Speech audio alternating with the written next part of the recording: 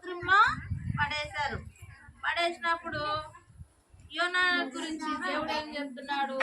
మళ్ళా ఒక చేపతో దేవుడు మాట్లాడాడు. అదిగో యోనాని తీసి సముద్రంలో పడేస్తున్నారు, పెద్ద చేప అనమాట అది. నువ్వు వెళ్ళి యోనాని మింగు అని చెప్పినాడు దేవుడు. వింటున్నారా? వింటున్నారా? సముద్రం విన్నది దేవుని మాట, చేప విన్నది కదా. మరి వింటున్నారా మీరు? దేవుని మాట నేను ఏం చేసింది? ఆ పెద్ద చేప వచ్చి సముద్రంలో యోనాను పడేసిన వెంబడే పోయి దేవుని మాట ప్రకారము మింగేసింది యోనాని. ఇప్పుడు యోనా ఎక్కడున్నాడు? చేప కడుపులో ఉన్నాడు. అప్పుడు చేప కడుపులో ఉంటే ఏం చేస్తున్నాడు యోనా? ప్రార్థన చేస్తున్నాడు. దేవా, నా తప్పు అయింది, నువ్వు నినివే పట్టణానికి వెళ్ళి నీ మాటలు చెప్పమని నాకు చెప్పినావు.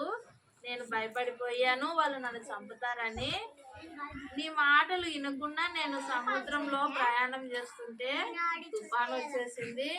తర్వాత ఈ చేప కడుపులో చిక్కిపోయినాను.